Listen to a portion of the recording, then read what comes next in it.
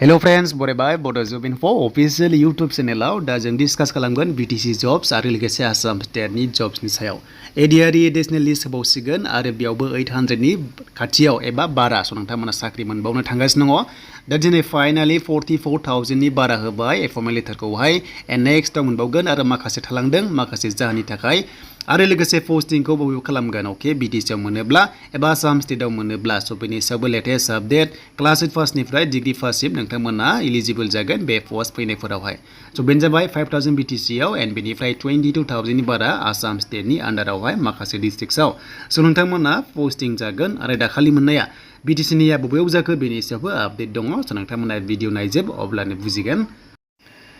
So दायो जों फैग्रोबाय अफिशियेल website BTC आव एन्ड बेयाव फैनाय लोगो लोगो नोंथांमोननिया अनलाइन जानायनि चान्सआ दङ नेक्स्टआव बेनो जाबाय फैथावनाया जुननि लास्ट उइक एबा जुलाइआव नोंथांमोना मोननो थांनायनि चान्सआ दङ एन्ड बेनिफ्राय दाखालि 42 भेकेन्सिया बेयावनो ओंखारदोंमोन आरो लोगोसे स्पर्ट्सनाबो बेयावनो ओंखारदोंमोन नाथाय अफलाइन जादोंमोन एन्ड बेनिफ्राय अनलाइन जानायनि चान्सआ दङ मानोना पोस्टआ जोबोर बुरजा नालाय लाख लाख एप्लाइ खालामगोन अब्ला स अफलाइन खालामनाय इजि नङा बेखायनो अनलाइन खालामना होनायनि चान्सआ दङ जेराव ग्रेड 3 ग्रेड 4 साख्रि फैगोन BTC आव ओके एन्ड बेनिफ्राय नोंथांमोना अनलाइन बेयाव मेक्सिमाम चान्सआ दङ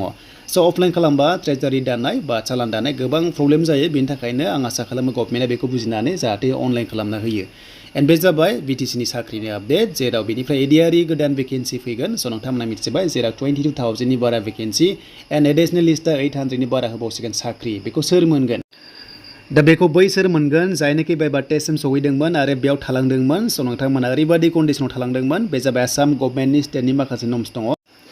स बेनिफ्राय ओरैबादि जाय मोनगोन बेखौ बेनो जाबाय हमना ला 1990 बार्थडे नोंनिया बेनिफ्राय आंनिया 1990 बेनिफ्राय जोंनि नाम्बारा समान समानमोन 80 मोन ओके अब्ला मोनबाय जायनोखि सिगां जोनोम जादोंमोन बेनो होग्रोदों एन्ड नेक्स्टआव नोंथांनो नै जासिगोन जुदि समान नाम्बार मोनना दङबा दा बेफोरबायदि समान समान नाम्बार मोननाय गोबां स्टुडेन्टस दङ बिथांमोननोहाय एडिशनेल लिस्टखौ हगारसिगोन नाथाय वेटिं लिस्ट नङा बे जाबाय एडिशनेल लिस्ट बेनिफ्राय बायबा टेस्टसिम जायफ्रा सहैदों बैसोरनोसो बेखौहाय एफर्मेल लेटारखौहाय होनाय जागोन ओके बेखायनो नोंथांमोना बिग चान्स जायफ्रानोखि सहैदोंमोन एबा थालांदोंमोन स्किल टेस्टआव एबा बायबा टेस्टआव एन्ड बेनिफ्राय मेक्सिमाम पोस्टआ ग्रेड 4 आव दङ थालांनायफोरा बेयाव बांसिन मोनगोन हमना ला बेबायदि एग्जाम्पल एन्ड बेनिफ्राय दानिया पोस्टिंखौ बबेयाव जागोन ADRE मोननायफ्रा बे जाबाय BTC आव जागोन ना जाया गोबां कुइसन आरो दासिम मिथिनो लुबैदों बेनो जाबाय नोंथांमोना बेहाय सेकेन्ड लिस्ट मोनादै बेखौ खिन्थाखाबाय सेकेन्ड लिस्ट मोननाय नङा वेटिं लिस्ट मोननाय नङा दा खोथाया जाहैबाय ADRE आव मोननायफ्रा नोंथांमोना ग्रेड 3 ग्रेड 4 आवहाय मोननाया BTC आव पोस्टिं जाया ओके BTC आव पोस्टिं जाया स बेनिफ्राय नेक्स्टआव भेकेन्सिया ग्रेड 3 ग्रेड 4 फैगोन 22,000 नि बारा भेकेन्सिस जेरावनोखि नोंथांमोना मेक्सिमाम भेकेन्सि मोनगोन एडुकेसन डिपार्टमेन्टआव LP स्कुल बेनिफ्राय UP HS स्कुल बेयाव माखासे टिचार्स मोनगोन आरो लोगोसे नन टिचिंबो मोनगोन आरो सामथेट जानायनि बाथ्रा दङ स नोंथांमोना मोननायनि चान्सआ दङ ओके आरो लोगोसे नोंथांमोननि गोबां साख्रि दङ EPDCL दङ बेनिफ्राय एग्रिकालचार दङ आसाम पुलिस दङ गैयाब्लाबो आसाम पुलिसआव नोंथांमोना 2,000 नि बारा प्लास दायो मोनसे ओरैबादि बाथ्रा जादों 1,000 नि खाथियाव फेक सार्टिफिकेट नायनो थाखाय हमजादों बायदि बेखायनो 3,000 नि खाथियाव थाहैगोन बा 5,000 नि गेजेराव आसाम पुलिसाव नोंथांमोना मोनगोन लोगोसे टेटबो जानायनि बाथ्रा दङ जेला स नोंथांमोना जायफ्रानोखि डिप्ल'मा दङ चान्सखौ मोनगोन एन्ड बेनिफ्राय गासैखौबो लानानै ओभारअल 22,000 नि बारा भेकेन्सिस दंखायो टेनसन दाला नोंथांमोना जुलाइ दानाव मोननायनि चान्सआ दङ